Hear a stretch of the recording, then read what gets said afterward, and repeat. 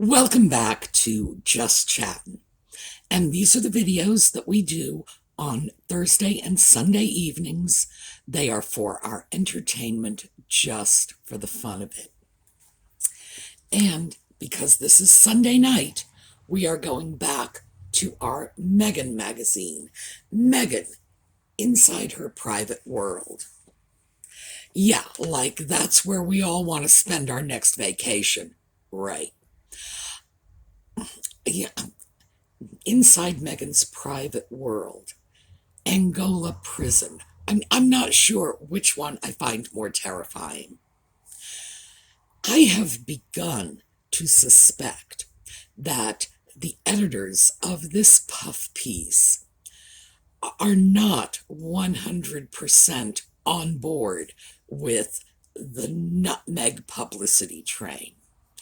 As I've started reading through some of these articles, I am seeing a lot of information that is right there for the taking. And, well, they're actually putting it in front of you. That is not quite as flattering to Nutmeg as I think she would like. And the section that we are going to talk about today is one of those arenas. So, when we get back, we are going to talk about Nutmeg's illustrious career in cinema.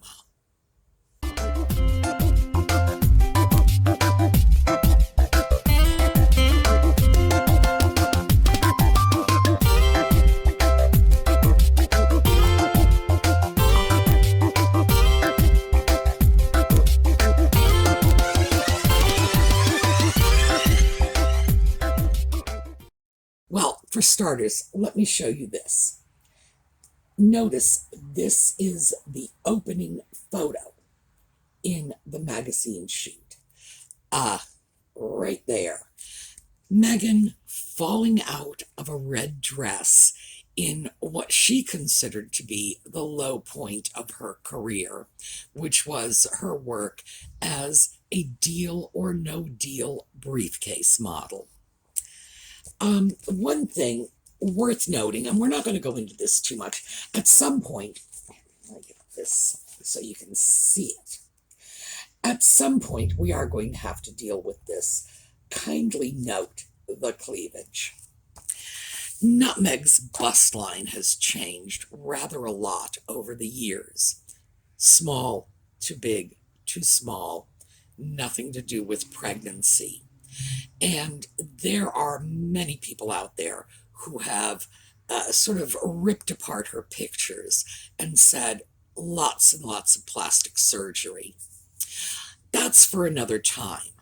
But I did find it interesting that of all of the pictures they could have used as their intro picture, including a great many shots of her in semi-respectable outfits from Suits. And I say semi-respectable because all of the women on that show were dressed like streetwalkers. I mean, frankly, if you walked into a law office and actually saw women in clothing that tight, your first thought would be, oh, they must be clients. This law firm must specialize in getting hookers out on bail.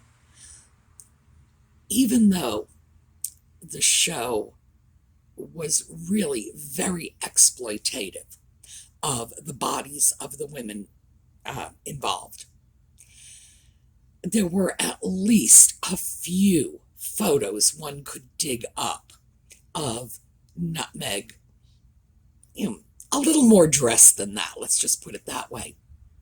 But that's not what they used. And when I saw that, I thought, gee, do we have any more goodies in here? And we do. So it's like a little bit of an Easter egg hunt. But I wanted to start with this quote because this is the very commonly heard nutmeg complaint.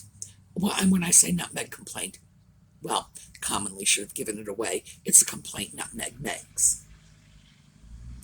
This is a quote. Being ethnically ambiguous, as I was pegged in the industry meant I could audition for virtually any role, Meghan wrote in Elle in 2015. Yes, she really does write that badly. Sadly, it didn't matter. I wasn't black enough for black roles, and I wasn't white enough for the white ones, leaving me somewhere in the middle as the ethnic chameleon who couldn't book a job. So before we get into Nutmeg's, as I say, illustrious career, let's just take a minute and take a quick look at some other ethnically ambiguous women. We are starting top to bottom, left to right. This is four-time Primetime Emmy winner Maya Rudolph. She too is biracial. White mother, black father. Next up, Rashida Jones. Very familiar for those of us who grew up in the 60s because her mother was the very white Peggy Lipton and her father was the very not white Quincy Jones. Halle Berry. That kind of speaks for itself. Halle Berry is biracial. She has a white mother. I don't think that's really damaged her career. Anybody else think so? Bottom row, Jennifer Beals. White mother, black father again. And Jennifer Beals starred in the third top grossing movie of 1983, Flashdance. There was no racial ambiguity in her character. She simply got the role on the strength of her own talent, and of course, Flashdance was a smash. Next up, Zoe Kravitz. Now, Zoe Kravitz is second generation biracial. Let's move over to her mother. That's our final picture, Lisa Bonet. Lisa Bonet is biracial, and Zoe's father, Lenny Kravitz, is also biracial. So, how many of these people do you really think were hurt? Jennifer Beals in particular, because she made her Flashdance splash 40 years ago, long before Hollywood said, ooh, let's look at ethnic ambiguity. No. These people were not hurt by the fact that they were of mixed race. Not at all. In some cases, I would have to say they might have even been helped by it. Certainly Nutmeg was. The character she played in Suits was biracial. So being biracial herself didn't really hurt her, did it? The fact is that she did not get work because she could not compete with these actresses or other actresses. That's all there is to it. The suggestion that she wasn't making it, and keep in mind that there are a host of Hollywood wannabes who don't make it. It's just, the diners and coffee shops are littered with waitresses who went to Los Angeles hoping to be the next Marilyn Monroe. Didn't work out. Oh well. It's just another example of playing the race card. I wasn't a superstar because I'm mixed race. Well, gee, Halle Berry, come on. Well, one of the ways Nutmeg coped with this problem of being too dark for the white roles, too light for the dark roles, was to pass the pain along to another minority group. I pulled her records because I know I had said I just didn't have enough time to do a lot of research for the Sunday videos because I was focusing the research on the Thursday videos. But still, if it's there, I'm going to research it. Nutmeg, in her portfolio of acting credits had a total of 11 roles that were significant enough for her character to actually have a last name. You know, something that moved beyond the credit of hot chick. In one of those, and I've eliminated one, that was Rachel Zane, 2 names, because Rachel Zane's character is biracial. It's in the show. That was part of the plot. Of the remaining 10 who actually have first names and last names, let me read you 5 of those names, a full 50%. Teresa Santos, that was a role she played in Love Incorporated. Veronica Perez, that was a role she played in CSI New York. Sadie Valencia, that was in Good Behavior. Annie Ortiz, that was in Knight Rider. Lea Montoya, that was in CSI Miami. So you can see what she did. She took roles that should have gone to Latina women. Now, we'll never know why she got those roles. The fact is, for all we know, she went in, auditioned for a Latina role, and said, yes, I am Hispanic. We'll never know. And quite frankly, since it's nutmeg, I know what side of the fence I would bet on. For me personally, I'm just going to throw out something personal. That's like a real point of irritation. And here's why. It's because of Hollywood. Here you go. The fellow on the left is a very good actor named Duncan Ronaldo. And Duncan Ronaldo was Romanian. He was not an Hispanic actor. Yet he starred in a very popular television show called The Cisco Kid. Oh gosh, I grew up with that. I had brothers. Believe me, if that was on television, that's what we were watching. Meanwhile, same period, we have 2 other Hispanic actors. Those are the 2 on the right, Ricardo Montalban and Fernando Lamas. They were not getting roles. Why? Because Hollywood was casting a white actor in Latino parts. Because Hollywood did this for so long, and not just with Hispanic actors. So let me show you this. This is another one. The large photo on the left in this case is Shirley MacLaine. This is from a movie called Gambit. She was playing a Eurasian character, half Chinese, half European. Shirley MacLaine. My goodness. The 2 women on your right are Nancy Kwan and France Nguyen, very popular actresses at the same time who were, in fact, half Asian, half European.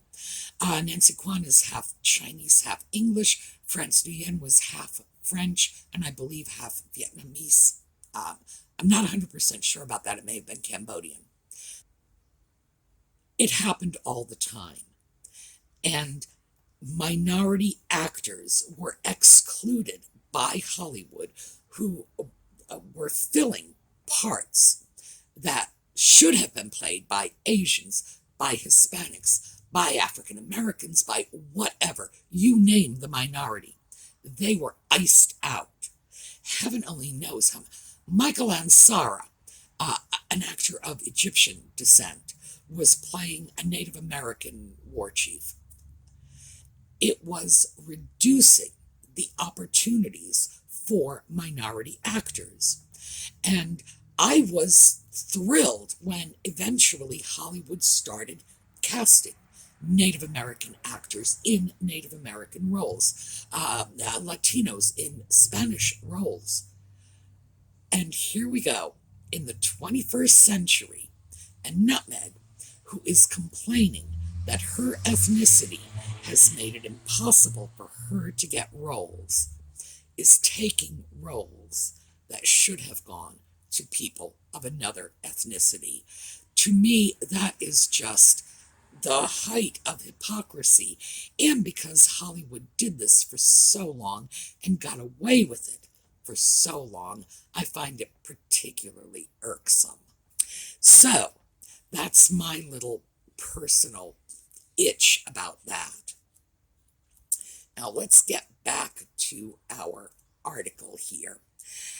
They are rather meticulously going through her roles. Married with Children, they make a point of mentioning that her father was the camera operator for that show when she had an appearance as, quote, student sitting on stage. General Hospital is next. Again, they make a point of mentioning her father secured that audition for her. A Lot Like Love, 2005. She is billed, and they make a point of this, she is billed as hot girl.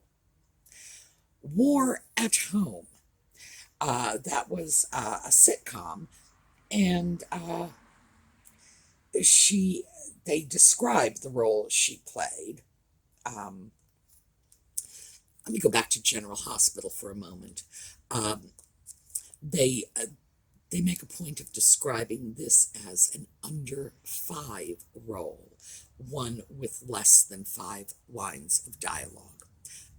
Actually, that should be fewer than 5 lines of dialogue. I wonder where these people learn their English.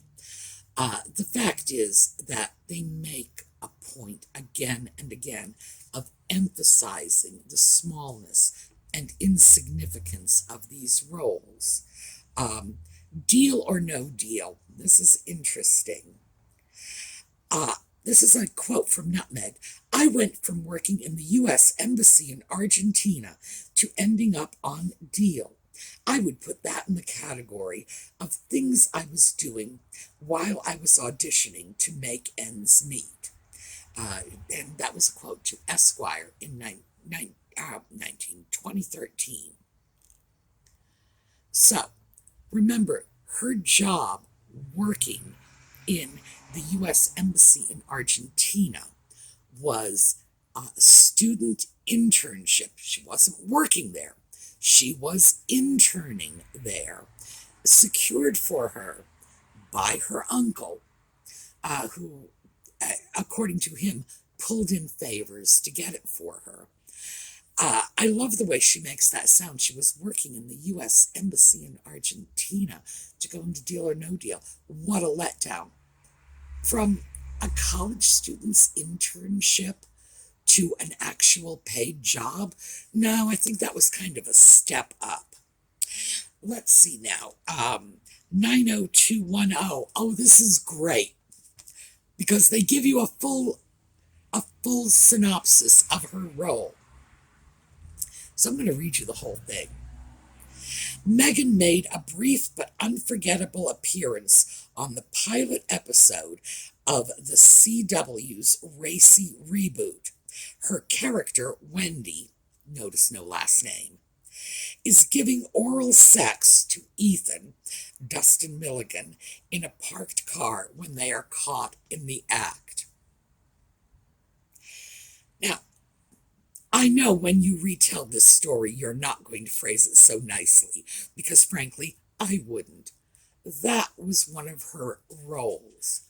A woman going down on a guy in a parked car and getting caught at it. That leads me to believe that whoever wrote this article was not a Nutmeg fan. A little too many of those disparaging remarks end up getting into the article. The League. Meghan scored a 56-second appearance on the FX comedy. And they do this over and over again. It was an under 5. This is what she was doing. It was a 50-second spot.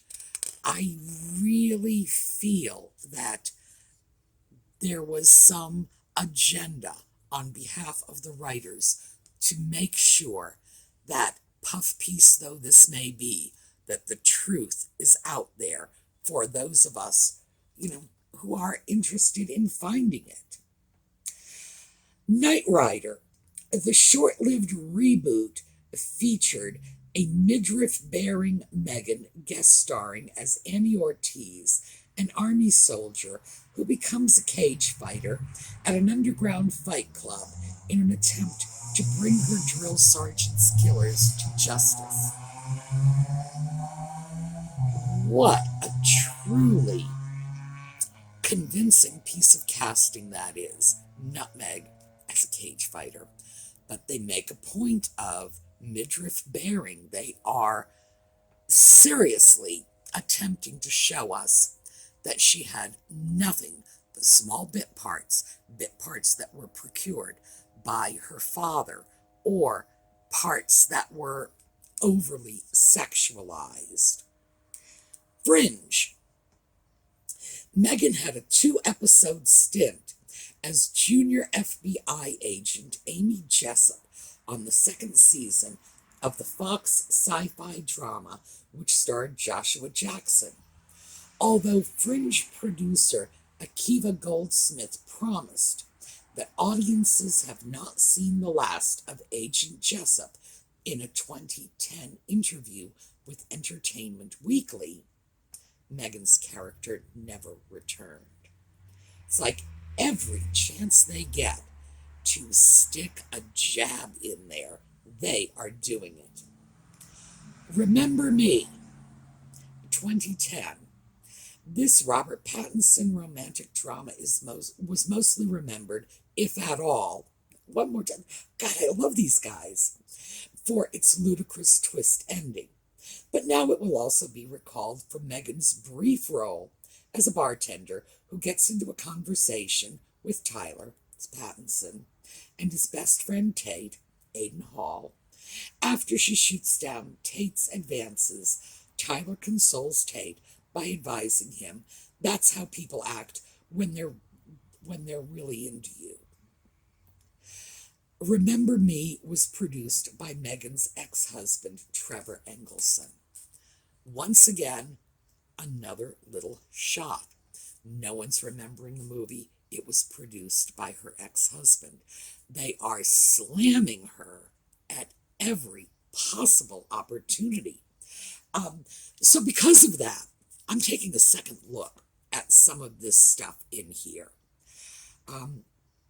CSI Miami, and getting to the Greek.